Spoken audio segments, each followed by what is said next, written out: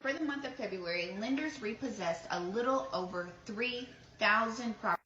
And every one of them could have been a listing. Every single one of them. She caught me as I was about to feed my chickens.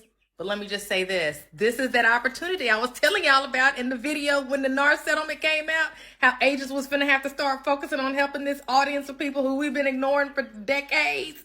It's folks facing foreclosure. Look at what they do to their water. Now, what she's talking about is REO properties, real estate owned. That's what that stands for. That means that the bank has foreclosed on the property and has taken it back. Apparently, I'm taking too long to get things going, so let me hurry. Banks do not want to foreclose. They would much rather you pay them on time so they don't have to deal with it, or you sell it before you get to the auction date. And the proof that we as real estate professionals, myself included, have been ignoring this particular seller forever is the fact that REOs exist.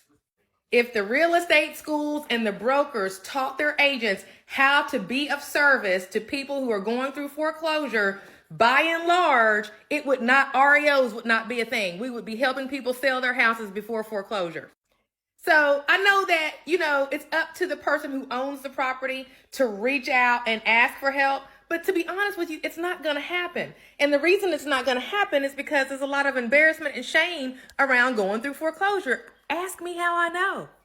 And then for those that do reach out, a lot of times the advice they get is, well, there's nothing we can do. And that is an LIE. That property can be listed, sold as is, where is, at or above asking price. Another thing that wouldn't exist is the short sale, which is the other thing I forgot to mention, that when people do reach out and they're facing foreclosure, well, I guess you need to do a short sale. Let's call the lender up and see if we can't do a short sale. No. In a buyer's market, maybe. 2008, maybe. Now, no. And another thing, the leads are free. It's public record when somebody's going through foreclosure. Their name, their address, you don't even have to pay for them.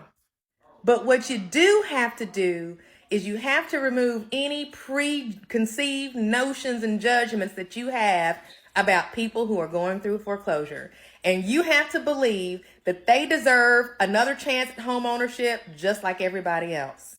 Because when you start marketing to them, the only way they're going to listen to you is if you help them find a solution on where to go next. They're already going through it. They don't need to know how much they messed up and how they could have done better. We get that, okay? But they got equity, okay? And they can take that equity and they can buy another house if you teach them how to use owner financing, which is another thing that has not been taught to real estate agents and brokers at all.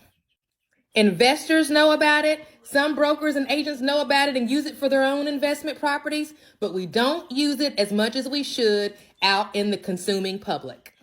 I said what I said, which is why I cannot wait on the ink to dry on this NAR settlement, because it is going to force agents who want to stick and stay around to list more property. And the one listing that's always available in every community across America in any economic market is the foreclosure. And one more thing before I go. If we don't take it serious and start proactively changing our business models to focus on helping people who are facing foreclosure, help them sell it before the auction date, help them go find something else, okay? Then the asset managers are going to sell those properties in portfolio to you-know-who, Wall Street. And we all know what that looks like. Okay, I gotta go. Law and Order SVU is on. Peace.